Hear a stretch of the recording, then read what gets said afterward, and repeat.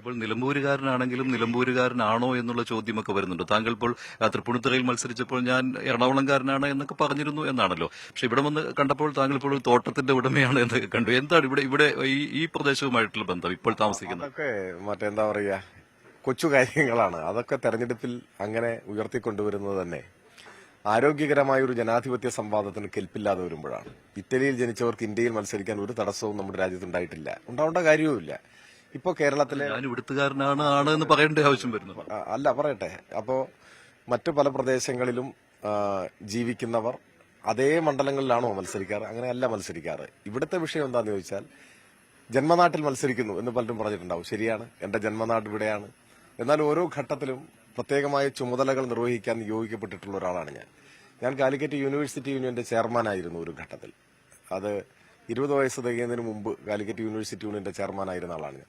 അന്ന് കാലിക്കറ്റ് യൂണിവേഴ്സിറ്റി കേന്ദ്രീകരിച്ചാണ് ഞാൻ പ്രവർത്തിച്ചിരുന്നത്. പിന്നീട് വിദ്യാർത്ഥി സംഘടനയുടെയും യുവജന സംഘടനയുടെയും സ്റ്റേറ്റ് സെക്രട്ടറി ആയപ്പോൾ തിരുവനന്തപുരം കേന്ദ്രീകരിച്ച് പ്രവർത്തിച്ചു.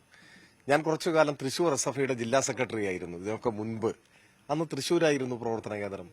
അതിനുശേഷം എറണാകുളത്ത് കേന്ദ്രീകരിക്കേണ്ടതായ സാഹചര്യം വന്നു. ആ ഘട്ടത്തിലാണ് തൃപ്പൂണിത്തുറ തെരഞ്ഞെടുപ്പ് നടക്കുന്നത്. ഞാൻ സ്വാഭാവികമായിട്ടും പറഞ്ഞിട്ടുണ്ട്. അപ്പോൾ അന്ന് അവിടെ പ്രചരണം നടത്തിയവർ ഇയാൾ മലപ്പുറംകാരനാണ് എന്ന് പറഞ്ഞിട്ടാണ്. മലപ്പുറവും അതിനുള്ള മറുപടിയായിരുന്നു, ഞാൻ എടപ്പള്ളിയിലാണ് താമസിക്കുന്നത്, ഞാൻ എറണാകുളംകാരനാണെന്ന്. മലപ്പുറവും എറണാകുളവും തൃശൂരും തിരുവനന്തപുരവും കണ്ണൂരും ഒക്കെ നമ്മുടെ നാട് തന്നെയാണ്. ഓരോ ഘട്ടത്തിലും എവിടെ കേന്ദ്രീകരിക്കാനാണോ നിയോഗിക്കപ്പെടുന്നത് അവിടെ കേന്ദ്രീകരിച്ചുകൊണ്ടാണ് പ്രവർത്തിച്ചിട്ടുള്ളത്. എറണാകുളത്തുള്ളപ്പോൾ എറണാകുളത്ത് തന്നെയാണ്. പക്ഷെ ഇവിടെ ഉപേക്ഷിച്ചിട്ടില്ല. വീടപ്പോഴും ഇവിടെ തന്നെയാണ്. എന്റെ വോട്ട് ഇവിടെയാണ്. അതുവരാരും മനസ്സിലാക്കിയിട്ടില്ലായിരുന്നു. തൃപ്പൂണിത്തുറയിൽ മത്സരിക്കുമ്പോഴും അവിടെ MLA ആകുമ്പോഴും വോട്ട് നിലമ്പൂരിലാണ്. ഞാൻ സ്ഥാനാർത്ഥിയാകുമ്പോഴും ജനാധിപത്യത്തോടുള്ള എന്റെ നിലപാട് വ്യക്തമാക്കിയിട്ടുണ്ട്. ഞാൻ ഇവിടെ വന്ന് വോട്ട് ചെയ്തിട്ടാ പോയത്. രാവിലെ എന്റെ ബൂത്തിൽ ആദ്യത്തെ വോട്ട് രേഖപ്പെടുത്തി ഇവിടെ നിന്ന് മണ്ഡലത്തിലേക്ക് പോകുമ്പോൾ ഉച്ചയാവും. കൃഷിയുണ്ട് അല്ലേ? അത് നമ്മുടെ ഒരു ഇഷ്ടങ്ങളാണ്, ഇഷ്ടത്തിന്റെ ഭാഗമായിട്ടുള്ളതാണ്.